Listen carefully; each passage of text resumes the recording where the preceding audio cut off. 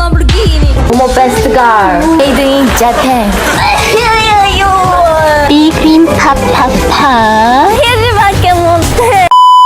Hi everyone, thank you for joining me in the second episode of my podcast. Thanks to everyone that's shared it all over social media, that's listened to it.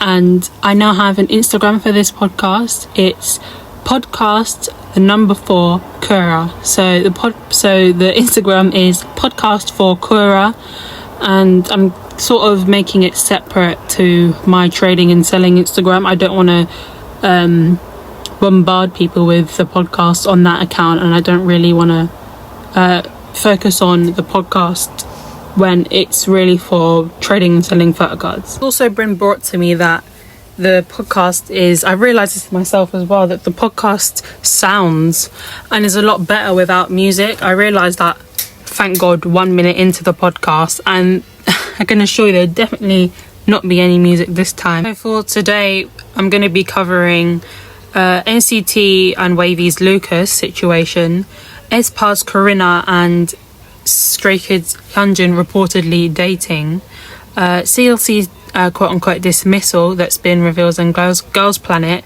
AOA's Mina been caught lying apparently, and people started to side with Jimin, and I'm going to be covering a lot more. So first we've got Lucas. This is going to be quite lengthy, so I suggest you grab yourself a drink, you grab yourself some popcorn, and you come and sit down, and we're going to talk about this.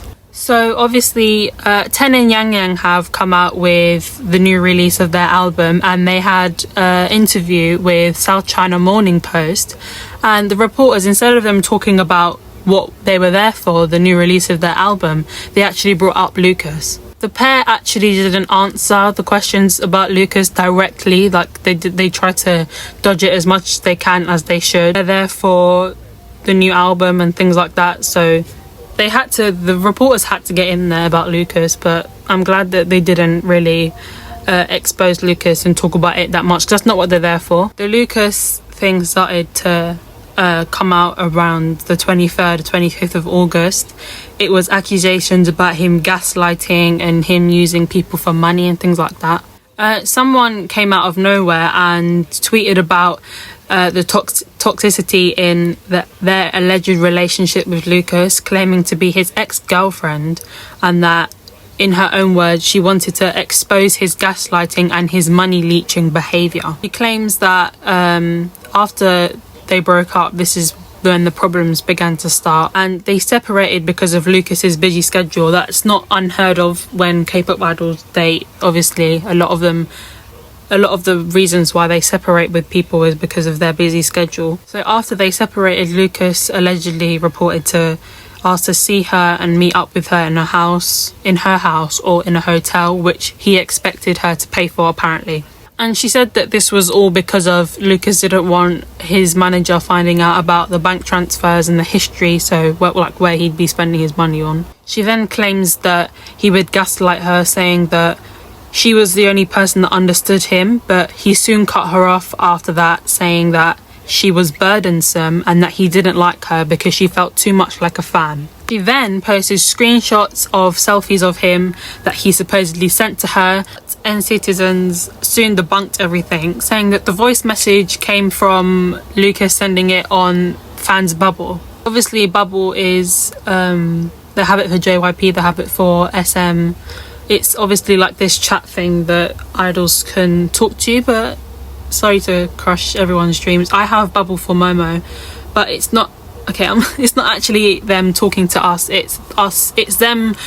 It's not them talking to us personally, it's they're talking to everyone that's subscribed to the Bubble, and this was where people were saying that the voice note came from, and also that the pictures 100% came from somewhere else. It wasn't him sending them to her. This all actually happened around the time that he was supposed to come out with the song Jalapeno, and that was with Hendery. And then after that, 2 more people came out claiming similar situations to the original person, such as gaslighting, money leeching, and also he apparently badmouthed members of NCT and WAYV, and that he was cheating on all of the girls. The list honestly goes on, more and more keeps coming out. After the 2 girls came out, with their accusations. They allegedly said that Lucas called one of them after they posted it. And after everything, SM and Lucas came out with an apology. In Lucas's apology note, he says that he was sincerely sorry to all of those that he's hurt with his wrongdoings and would like to apologize personally if given the chance to. This actually resulted in him pausing activities such as like jalapeno and everything like that. This was because he wanted to quote unquote reflect. Of all of this, another accusation came out and the person claimed to be a staff member. They supposedly said that a big fight erupted between Lucas and his manager after being confronted about his lifestyle and what he was doing with all of these girls. They would then go on to explain how Lucas would treat them and the other staff members. The original accuser actually came out with more and started to reveal more about Lucas and their relationship. She claimed that he allegedly started to insist on doing the dirty even though she was on her period. He then mentioned about Chen from EXO, his marriage and his baby, and that he stated that if Lucas's alleged girlfriend was to end up pregnant, that they should marry. I'm not really sure about all of this. I have mixed feelings. The manager reportedly caught Lucas numerous times sneaking out to meet a girl, and this was where the accuser got caught up in her own words. Earlier on, she did say that Lucas didn't want his manager to see all of the credit card transactions and all of that, hence why Lucas allegedly made her pay for everything such as a hotel, etc. But then people gave their opinions on that, saying that in Lucas' apology he should have went over what was false and what's true, and the apology note gives the perception that everything that is said in these accusations are true. But what has been found is that this person in the original accuser actually deleted all of her tweets because she's been found out to be a Sasang fan, and it's also been reported that she belongs to this community of more Sasangs. Also, what's coming out now about these accusations is that all of these situations that the accusers have been saying that they've been in these situations with Lucas, they've come from mangas. Yes, you heard it right, mangas. And from this, that we can say that the original accuser deleted their tweets because they wanted to hide the affiliation to the mangas and Lucas. The manga that they were tweeting about is part of the boy love genre, and it's about a star with model-like proportions and handsome looks, and he's famous for having good personality. And what they're arguing is that Lucas is known to have perfect looks and model-like proportions, and he's loved by everyone. What they also found about this original accuser is that they also found her phone number, and her phone number has a +62 area code, which is traced back to Indonesia and not Korea. And it was stated that this alleged girlfriend was Korean, so take from that what you will. Original poster is into boy love, and she started this based off the boy love. So the particular manga that she was reading, she changed the character into Lucas, and this is where the accusation started from. This is why people are starting to say that the accusers are not who they claim to be. Let me know your opinion on this. That was a lot to cover, and let me know your opinion on that. I will give you a minute to process all of that news, so let you have your own thoughts about that. Next is a really weird one. It's apparently there is a dating rumour going around of Stray Kids Hyunjin and Aespa's Karina that are dating. So there's this video of Hyunjin, and he's putting his phone in his pocket, and with his lock screen is on, so you can see what his lock screen is. So this is where Karina comes in. If you look it on Twitter, you can probably find it somewhere. People think that it looks like Karina, but people on the other side of the argument were saying that no, it's Hyunjin's dog. So fans have gone to such great and kind of weird measures to prove that they're dating, such as the blue heart on both of their bubble names, the same song recommendations that they have, and so on. So take from that what you will. Compared to the Lucas one that I was doing, that's a very short and brief one. So next is CLC's status and Glass Planet 999. I'm guessing a lot of us have heard already, but we found out kind of what's going on with CLC after Cheshire have been left in the dark about this, about the future of CLC. We found out through the very popular, so to say, survival show Girls Planet, During a part of the episode, actually, CLC's Yujin actually confirmed that CLC have been quote-unquote dismissed by the company, and also that there will be no more team activities. While she didn't actually say the word disband, while Yujin actually didn't say disband herself, Seon actually removed every single video on her YouTube channel, Produce Seon, that she spoke about after why she deleted everything. She said herself that she wanted to document her new journey in life. Obviously, this sounds kind of like the videos being removed wasn't entirely her idea, but bearing in mind she filmed and edited everything on her own. So some people speculate that Cube might have had something to do with it, and it might be something to do with CLC disbanding or separating or whatever. Before I do cover the Mina and the Jimin news, on a more positive note, we've had a lot of new releases these past couple of weeks, this past week. We've got Lisa's comeback. I absolutely love it. We've got Hyuna and Dawn's new comeback, and we are just being hit with all of this immaculate music, everyone. We've got ITZY coming soon. We've got Twice the Feels coming soon. I am so excited. Stacey's Stereotype is just absolutely amazing. Also, a side note, Hyuna and Dawn are representing so good at the moment. I think they really are helping for the future of, like I was saying in yesterday's podcast, the stigma around dating within company. Things like dating bans and so on. Also, are we hearing about TXT becoming the third K-pop act in history to chart an album for 11 weeks on Billboard 200? Like, can we all pause and give them a round of applause, because they deserve it. Moving on to the Jimin and the Mina situation. I think we all know a bit about what's happened there. Mina came out with bullying accusations for Jimin, and most of them turned out to be true. I know that the story has had a couple of twists and turns within it. Some have been turned out to be false as well as being true. And I think that anything that happens now after all of this is that Mina is 100% the victim and that Jimin is the villain.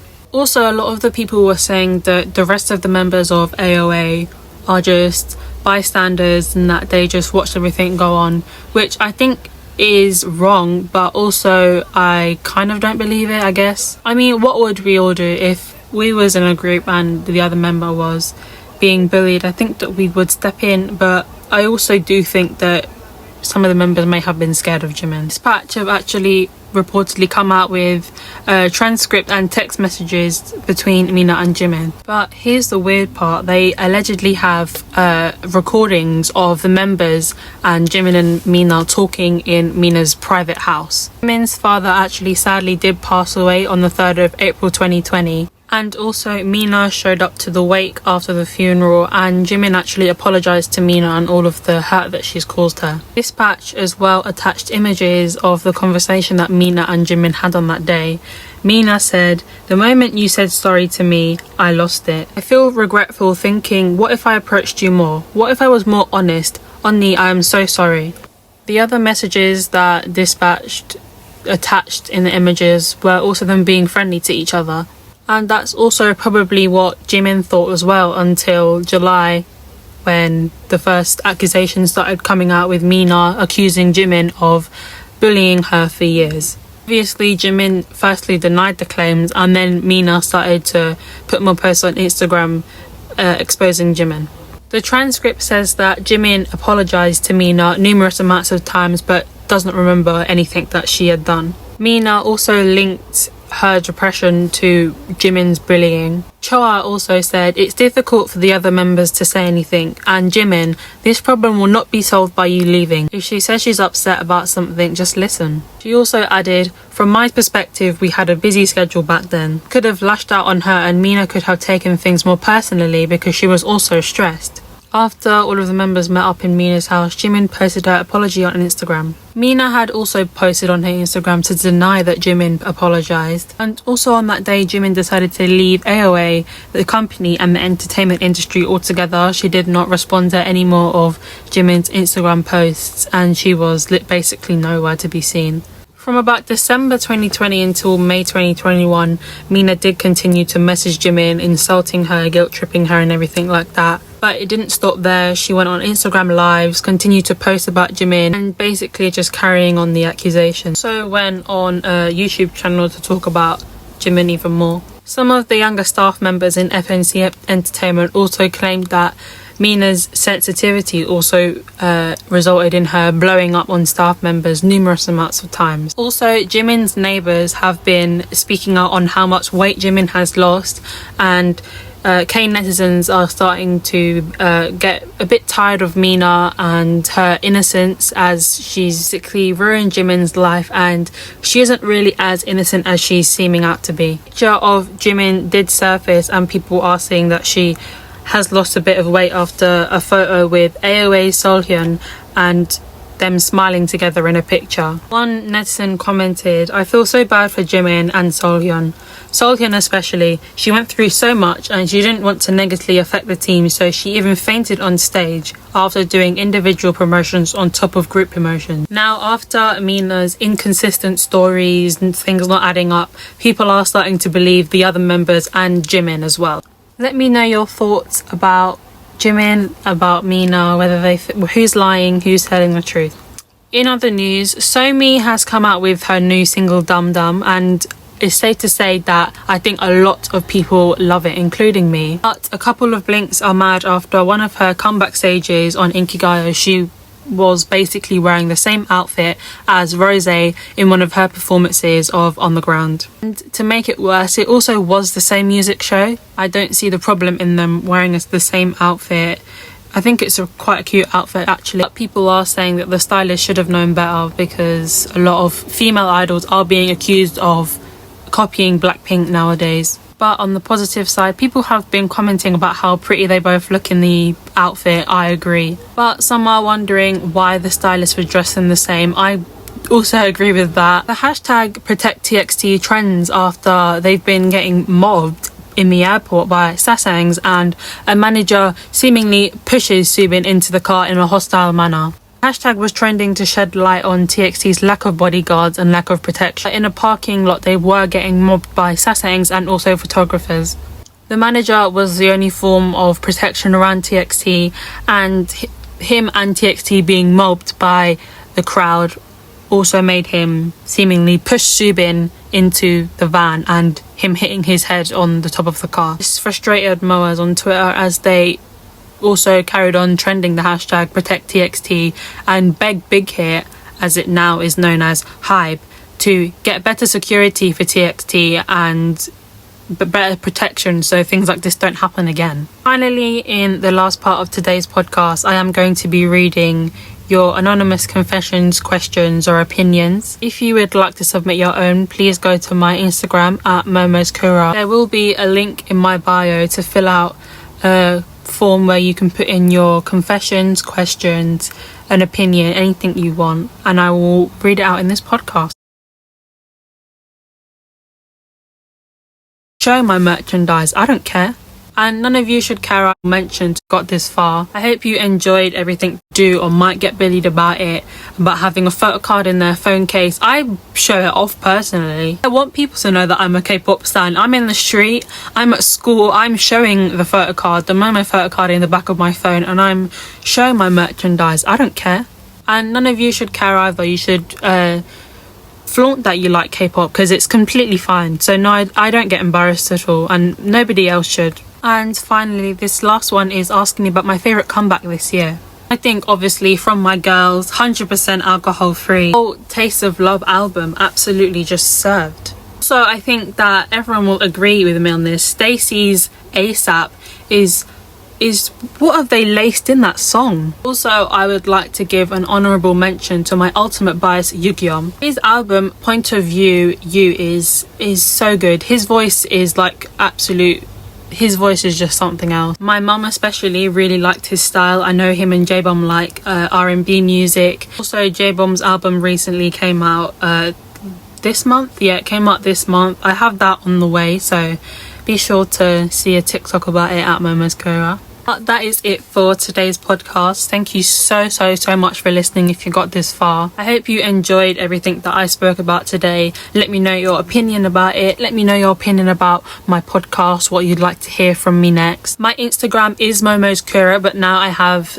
Instagram for this podcast, which is podcast for Kura. Let me know what you liked, what you think I should improve on. Next podcast I will be talking about a lot of things. I will mainly be focusing on the controversies in K-pop to do with racism, anti-Semitism, K-pop idols that have been cancelled and all things like that, so do stay tuned for the next episode. Hope you enjoyed this one and I will see you next time.